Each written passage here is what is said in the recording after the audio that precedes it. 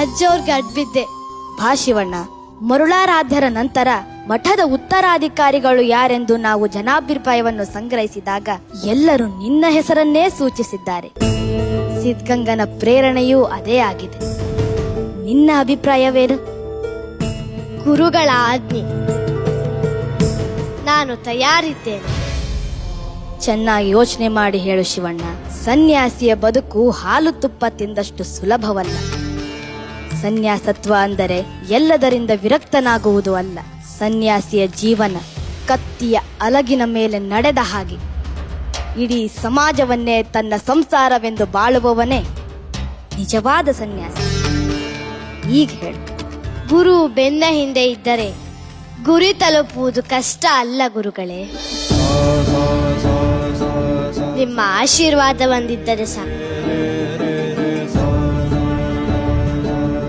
ಆ ಸಿದ್ಧಗಂಗನ ಕೃಪೆ ಸದಾ ನಿನ್ಮೇಲಿದೆ. ಇನ್ನು ಮುಂದೆ ಈ ಮಠಕ್ಕೆ ನೀನೇ ಉತ್ತರಾಧಿಕಾರಿ. ಹೇಳು. ಲಿಂಗ ಪೂಜೆಯ ಮಾಡುವೆ, ಎನ್ನಿಷ್ಟ ಲಿಂಗ ಪೂಜೆಯ ಮಾಡುವೆ. ಅಂಗಯ್ಯ ಮಂಟಪದಿ ಸಿಂಗರಿಸಿ ಸಡಗರದಿ, ಎನ್ನಿಷ್ಟ ಲಿಂಗ ಪೂಜೆ. ಶಿವಣ್ಣ, ತಗೋ ಅನ್ನದಾಸೋಹ, ಜ್ಞಾನದಾಸೋಹ. ಬೇಡಿ ಬಂದವರಿಗೆ ಆಶ್ರಯ ಎಂದಿಗೂ ನಿಲ್ಲಿಸಬೇಡ. ಜೈ ಸಿದ್ಧಗಂಗಾ.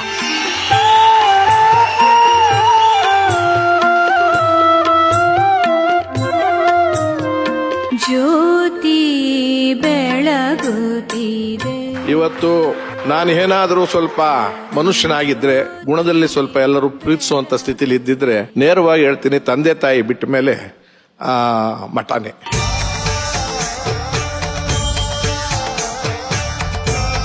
ಅನ್ನದಾಸೋಹ ಹೇಗೆ ಮಾಡ್ತಾರೆ ಅನ್ನೋದ್ರ ಬಗ್ಗೆ ಬಹಳ ಜನಕ್ಕೆ ಕುತೂಹಲ ಇದೆ. ಭಿಕ್ಷೆ ಬೇಡಿ. ಯಾವ ತರ ಭಿಕ್ಷೆ ಬೇಡಿ? ಊರೂರು ಅಲ್ತ್ಕೊಂಡು ಪಾದಪೂಜೆ ಅಂತ ಇಟ್ಕೊಂಡು, ಯಾರ ಪಾದಪೂಜೆ ಯಾವ ಊರು ಕುಗ್ರಾಮಕ್ಕೆ ಕರೀಲಿ ಹೋಗೋರು, ಕಾಣಿಕೆ ಏನಪ್ಪಾ ಅಂದ್ರೆ ಮಕ್ಕಳು ಊಟಕ್ಕೆ ಏನಾದ್ರು ಕೊಡಿ, ಮಕ್ಕಳು ಊಟಕ್ಕೆ ಏನಾದ್ರು ಕೊಡಿ.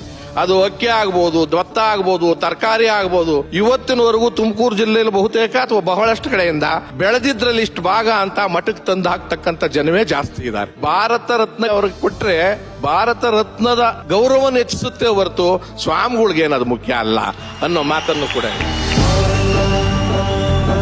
ನಡೆದಾಡುವ ಕೆಲಸ ನಿಂತಿದೆ, ಧ್ವನಿ ನಿಂತಿದೆ, ಶರೀರ ನಿಂತಿದೆ. ಅವರ ವಿಚಾರಧಾರೆ ನಿಲ್ಲಕ್ ಸಾಧ್ಯ ಇಲ್ಲ, ಅವರ ದಾನ ಧರ್ಮ ನಿಲ್ಲಕ್ ಸಾಧ್ಯ ಇಲ್ಲ, ಅವರ ಧಾರ್ಮಿಕ ಚಿಂತನೆ ನಿಲ್ಲಕ್ ಸಾಧ್ಯ ಇಲ್ಲ.